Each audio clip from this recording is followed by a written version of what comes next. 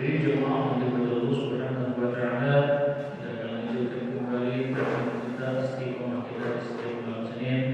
Kita akan kajian berkaitan dengan fikih ibadah dengan harapan mudah-mudahan ilmu yang kita pelajari, yang kita dapatkan, taklim dan lain sebagainya kita terapkan sehingga mudah-mudahan dengan ilmunya ibadah kita diterima Allah Subhanahu wa taala, tidak sia-sia.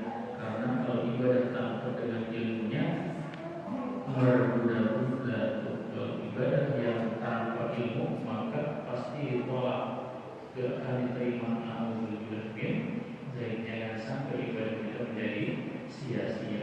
Karena itu yuk kita bareng-bareng bersama untuk juga kita ibadah dengan ilmu ini diterima, apalagi ibadah yang enggak dengan ilmunya, apalagi yang enggak ibadah, yang ibadah aja belum tentu diterima. Maka yuk kita berharap mudah-mudahan ikhtiar kita dalam rangka ingin menggunakan ibadah kita diterima dari Allah Subhanahu wa taala. Amin.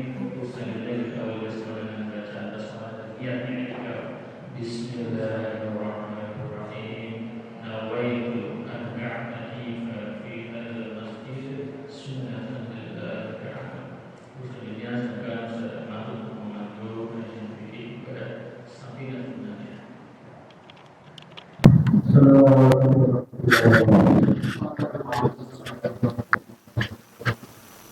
Alhamdulillah, wassalamu ala rasulillah Sayyidina Muhammad ibn Abdillah, la hawla wa la quwwata illa billah, amma ba'd.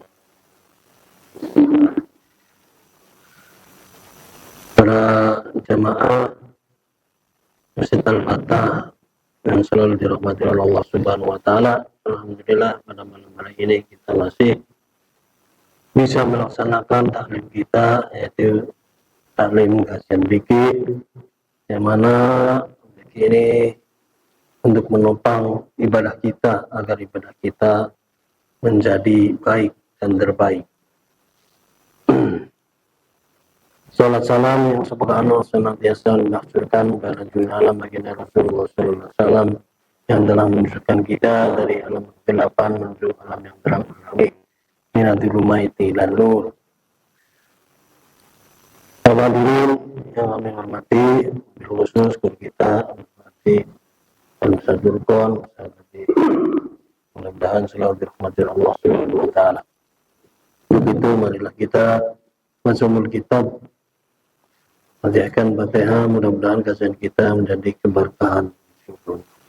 Al-Adini wa likulli niyatin salihah Al-Fatihah. A'udzu billahi minasyaitonir rajim. Bismillahirrahmanirrahim. Alhamdulillahi rabbil alamin, arrahmanir rahim, maliki yaumiddin. Iyyaka na'budu wa iyyaka nasta'in. Ihdinas siratal mustaqim. Siratal ladzina an'amta 'alaihim ghairil maghdubi 'alaihim waladdallin. Amin. Kajian pada malam hari ini yaitu halaman 82 tentang masalah digalinya kubur. Kuburan udah digali, ada orangnya digali lagi. Bismillahirrahmanirrahim. Faslun Munggasul mayyitu al-bati solid. Munggasul bin keduk Opa al-mayyitu mayit. Mayit kalau diketuk, yang diketuk itu kubur. Kuburan yang digali itu kuburan. Syaratnya al-bati solid ada 4 perkara.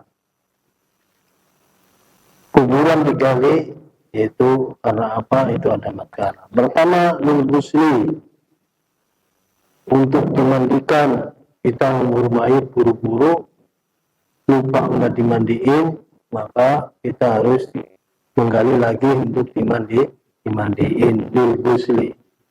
Idalan tayatagoyar, apabila kita menggali kubur tersebut, si mayit tersebut belum berubah. Maksudnya berubah apa?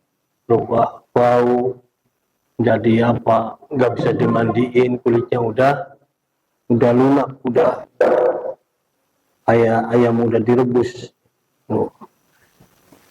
Makanan lam tanggal berubah. Apabila belum berubah, boleh kita digali dan dimandiin. Terus yang kedua, wali tawajihihi.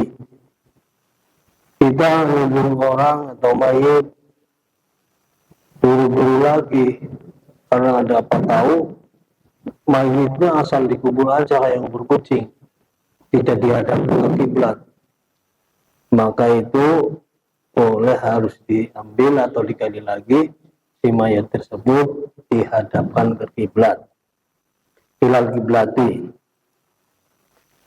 Kemudian yang ketiga, walil mali idza jubila ma'ahu.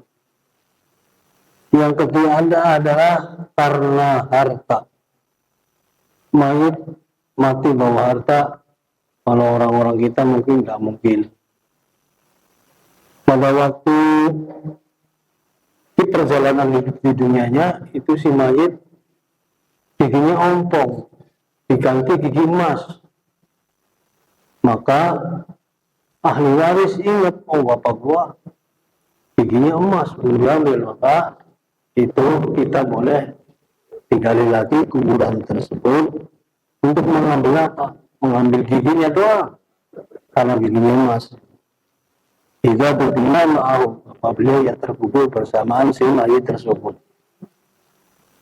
Walil mar'ati idza tutuna januluha. Terus yang keempat bagi perempuan, apabila si perempuan istilahnya hamil terus meninggal, tidak tahu karena tidak istilahnya di rumah sakit bahwa kandungan tersebut masih hidup apa enggak terkontrol, terpendam, ada yang tahu bahwa itu anaknya di dalamnya masih hidup.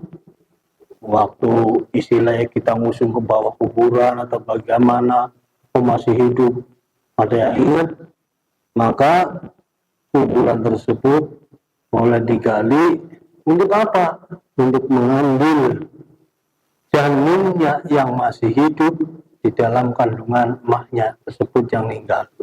Nah itu boleh dengan 4 perkara. Maha Tuhan kanat hayatuhu, dan mungkin kehidupan si janin tersebut benar-benar ya akan hidup atau hidup sempurna lah istilahnya.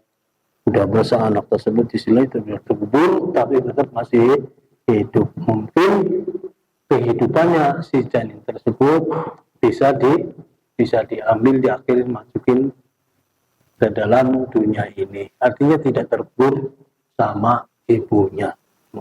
Jadi kita boleh menggali kuburannya orang yang sudah dikubur dengan syarat 4. Ghusli, kalau belum dimandiin, habis kerja, lopot, buru-buru, katanya mati syahid, padahal nggak syahid, akhirnya langsung kubur.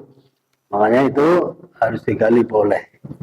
Apabila anggota tubuh si mayit itu belum berubah dan belum di hadapan kiblat, maka boleh digali di hadapan kiblat lagi. Atau belum di apa? Yang lain.